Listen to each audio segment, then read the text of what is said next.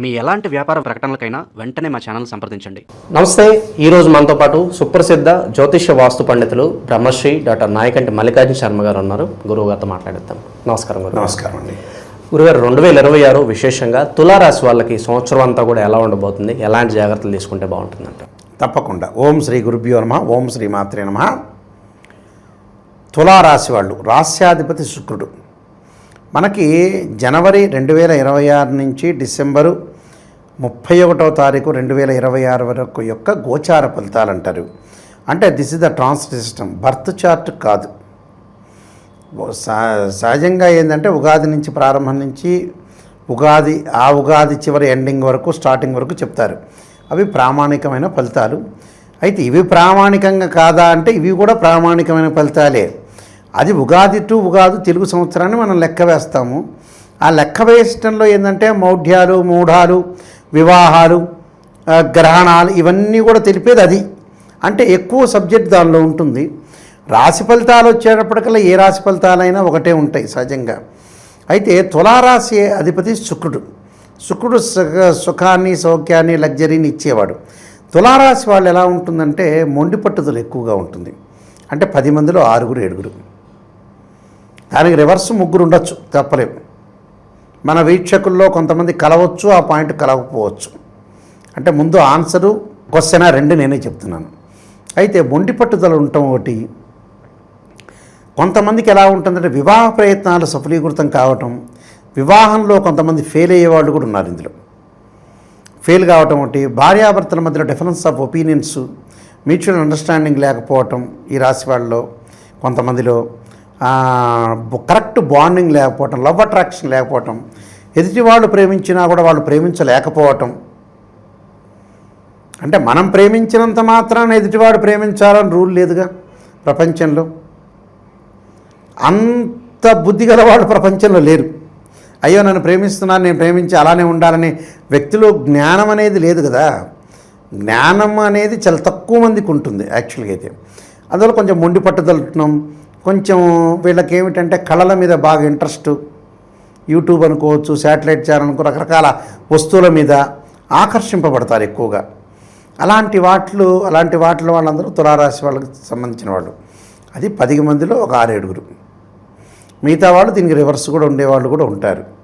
ఉద్యోగ ప్రయత్నాలు కొంత సఫలీకృతం కావటం, వ్యాపార రంగాల్లో అభివృద్ధి సాధించే అవకాశాలు కూడా బాగా ఎక్కువ ఉంటాయి. అంటే కొంత శత్రువులు మిత్రులు కూడా వాళ్ళకి పెరుగుతూ ఉంటారు. వాళ్ళకి ఈక్వలైజేషన్కి ఉండే అవకాశాలు ఎక్కువ ఉంటాయి.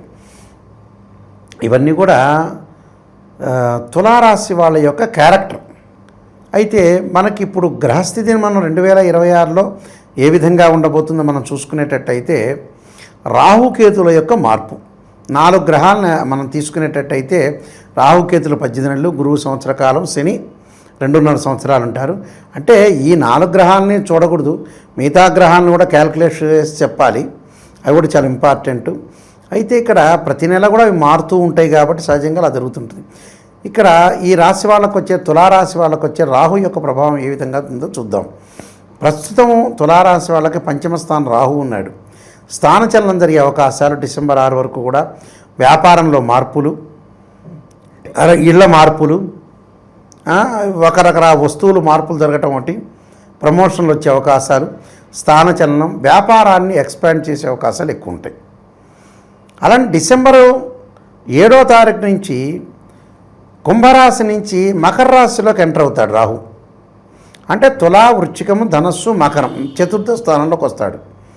4వ స్థానంలోకి రావటం వల్ల ఏదంటే తల్లి యొక్క ఆరోగ్య విషయంలో శ్రద్ధ పెట్టాలి. అంటే లాస్ట్ డిసెంబర్లో ఉండే 24 డేస్ వరకు మనం చెప్తున్నాం. ఆ తర్వాత కూడా రాహు మకరంలోనే ఉంటాడు, తర్వాత కూడా 2027లో కూడా. అయితే ఇక్కడ తల్లి యొక్క ఆరోగ్య విషయంలో వాహన ప్రమాదాలు జరగకుండా చూసుకోవాలి.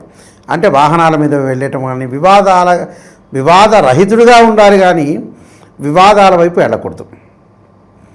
అలాంటి విషయాల్లో కొద్దిగా తల్లిదండ్రుల యొక్క ఆరోగ్యాన్ని కూడా ప్రయారిటీ ఇవ్వాలి. ప్రయారిటీ ఇచ్చి ముందుకు వెళ్ళాలి.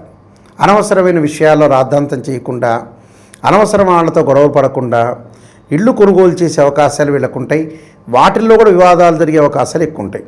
అలాంటి వివాదాలు రాకుండా ఆర్గ్యుమెంట్స్ చేయకుండా ఎంతవరకు వాళ్ళని అన్నీ కూడా ఒక బిల్డర్తో కానీ ఇంటి ఓనర్స్తో కానీ మాట్లాడటం కానీ ఒక వ్యాపారం చేసేటప్పుడు కానీ కూలంకషంగా అంటే అన్నీ కూడా రాతకోతలు అంటారు చూసారా, రాయించుకోవటం, అన్ని అగ్రిమెంట్ చేసుకొని చాలా జాగ్రత్తగా ఉండి ముందుకు వెళ్ళాలి.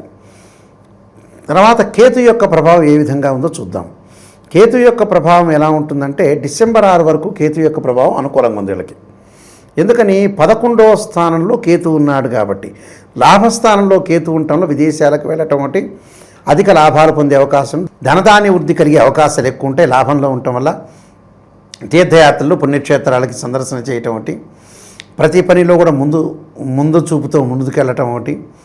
దాని తర్వాత నూతన ఉద్యోగాలు, నిరుద్యోగులకు మంచి ఉద్యోగ అవకాశాలు రావటం ఒకటి, అధిక పెట్టుబడులు పెట్టే జాయింట్ వ్యాపారులు కూడా వీళ్ళ దగ్గరికి వచ్చే అవకాశాలు ఎక్కువ ఉంటాయి. అంటే అనుభవాన్ని సంపాదిస్తారు వీళ్ళు. అలానే డిసెంబర్ 7 నుంచి 1000లోకి వస్తాడు కేతు. అప్పుడు ఇంకా 1000లోకి రాగానే కొన్ని కష్టాలు ప్రారంభమవుతాయి. ఎలాంటివి? అన్నదమ్ముల మధ్యలో సఖ్యతగా లేకపోవటం ఒకటి, అన్నదమ్ముల మధ్యలో ఆస్తి సంబంధించిన వివాదాలు, అలాంటి రియల్ ఎస్టేట్ వాళ్ళతో గొడవలు, బంధుమిత్రులతో వివాదాలు వచ్చే సూచనలు ఉంటాయి. కాబట్టి అవి రాకుండా కాపాడుకోండి అని చెబుతున్నాం. అది కేతు యొక్క ప్రభావం. మరి శని యొక్క ప్రభావం ఎలా ఉంది నాయకంటి గారు అని అంటే, శని జూలై మీనరాశిలోనే ఉన్నాడు. జూలై 25 దగ్గర నుంచి కూడా డిసెంబర్ 10 వరకు వక్రస్థితిలో ఉంటాడు. వక్రస్థితి వీళ్ళకి లాభమా నష్టమా అంటే సహజంగా ఎలా ఉంటుందంటే తులారాశి వాళ్ళకి వక్రస్థితి లాభం కలుగుతుంది. వక్రస్థితి వల్ల అనుకూలమైన ఫలితాలు జరిగే అవకాశాలు ఉంటాయి. ఎంతవరకు లాభం? తులా, వృశ్చికం, ధనస్సు, మకరం, కుంభం అంటే స్థానచలనం జరుగుతుంది, ప్రమోషన్లు వస్తాయి. అంటే వ్యాపార విస్తరణ చేస్తారు. వ్యాపారం భాగస్వామ్యులు ఎక్కువ మంది తోడ్పడే అవకాశాలు ఎక్కువ ఉంటాయి. జాయింట్ వ్యాపారం బాగా కలిసి వచ్చే అవకాశాలు ఉంటాయి. వ్యాపార విస్తరణ, స్థానచలనం జరగటం, ఉద్యోగస్తులకు కూడా ప్రమోషన్లు వచ్చే అవకాశాలు ఉంటాయి. కాబట్టి శని వల్ల కూడా కొంత లాభం కలుగుతుంది, 50%. అలానే గురువు యొక్క ప్రభావం ఏంది? గురువు వచ్చేటప్పటికల్లా మనకి జూన్ 2వ తారీఖు నుంచి కర్కాటక రాశిలో ప్రారంభమవుతాడు. కర్కాటక రాశిలోకి ఎంటర్ కాగానే మళ్ళీ అక్టోబర్ 31వ తారీఖు సింహరాశిలో అతిచారంలోకి వెళ్ళిపోతాడు. మళ్ళీ డిసెంబర్ 18వ తారీఖు వక్రగతిలోకి వెళ్ళిపోతాడు. అయితే ఎలాంటి ప్రభావం వీళ్ళకు ఉండబోతుంది అంటే అక్టోబరు 31వ తారీఖున సింహరాశిలోకి గురువు సంచారం కాగానే తులారాశి వల్ల లాభంలో గురువు ఉంటాడు. లాభంలో గురువు ఉండటం వల్ల చాలా మంచి అనుకూలమైన ఫలితాలు జరిగే అవకాశాలు ఎక్కువ ఉంటాయి. అంటే ఆర్థిక పరంగా లావాదేవీల విషయంలో కానీ, ఆర్థిక పరంగా పురోగామి నిష్ణాతులతోటి కలవటం ఒకటి, ఆస్తులు సంపాదించుకునే అవకాశాలు ఎక్కువ ఉంటాయి. కానీ ముఖ్యమైన విషయం ఏంటంటే వాళ్ళకి డబ్బులు వస్తాయి, కొంత పర్సెంటేజ్ మటుకు 50% ఖర్చు చేసే అవకాశాలు ఉంటాయి. కానీ వృధా ఖర్చులు భయపడాల్సిన పని లేదు. మంచి విషయాలు ఖర్చు చేసే అవకాశాలు ఎక్కువ ఉంటాయి. మంచి విషయాల కంటే ఏమిటి అని అంటే ఆ అమ్మాయి యొక్క పెళ్లి చేయటం, పిల్లల యొక్క ఎడ్యుకేషన్ పరంగా ఆస్తులు కొనుగోలు చేయటం, బట్టలు, బంగారు ఆభరణాలు కొనుగోలు చేసే అవకాశాలు ఎక్కువగా ఉంటాయి. అంటే ఇలాంటివన్నీ కూడా వాళ్ళకి జరిగే అవకాశాలు ఎక్కువ ఉంటాయి. అలానే వీళ్ళకి రెస్పెక్ట్ కూడా బాగా పెరిగే అవకాశాలు ఎక్కువ ఉంటాయి. అంటే ఖర్చు చేస్తారు, మంచి విషయాల ఖర్చు చేస్తారు. అంటే టోటల్గా ఒక 100% మనం తీసుకునేటట్టయితే 50% మంచిగా ఖర్చు చేస్తారు, 20% వృధా ఖర్చులు పెరుగుతాయి, వృధా ప్రయాణాలు కూడా పెరుగుతుంటాయి. కాబట్టి ఆ వృధా ప్రయాణాలని, వృధా ఖర్చులను నివారించుకొని ముందుకెళ్తే మనకి మంచి జరిగే అవకాశాలు ఉంటాయి. అంటే ఎంత పర్సెంటేజ్ వీళ్ళకి బాగుంది అంటే 50% బాగుంది, 50% బాగలేదని చెప్పుకోవచ్చు టోటల్గా ఓవరాల్గా. అంటే జనవరి నుంచి డిసెంబర్ వరకు అన్ని ప్లానర్స్ని క్యాల్కులేట్ చేస్తే వాళ్ళకి 50% బాగుంది, 50% కొంచెం బాగలేదని చెప్పుకోవచ్చు. దానికి భయపడాల్సిన పని లేదు. ప్రశాంతంగా ఉండండి, భగవంతుడి యొక్క ధ్యానం చేయండి, మీకు మంచి జరిగే అవకాశాలు ఎక్కువ ఉంటాయి. కొన్ని రెమెడీస్ పాటించాలి. విశేషంగా ఈ సంవత్సరం ప్రత్యేకంగా ఎలాంటి పరిహారాలు తీసుకుంటే బాగుంటుంది? వీళ్ళు సుబ్రహ్మణ్య స్వామి యొక్క ఆరాధన, తత్పురుషాయుధే మహాసేనాయ ధీమే తన్నో షణ్ముఖ ప్రచోదయాతనే మంత్రాన్ని మంగళవారం రోజున రాహుకాలంలో దీపం పెట్టడం, సుబ్రహ్మణ్య స్వామి యొక్క ప్రదర్శనలు చేయటం, సుబ్రహ్మణ్య స్వామికి సంబంధించిన దేవాలయాలను దర్శనం చేయటం మంచిది. అదొకటి. తర్వాత ఇంకోటి ఏంటంటే ఇదొకటే కాదు, చంద్రుని ఆరాధన చేయాలి. మనసు నిలకడగా ఉండదు వీళ్ళకి. మనసు నిలకడగా ఉండదు అంటే చంద్రగాయత్రి మంత్రం ఒకటి ఉంటుంది. క్షీరపుత్రాయుధి అమృతతత్వాయుధిమే తన్నో చంద్ర ప్రచోదయాత్.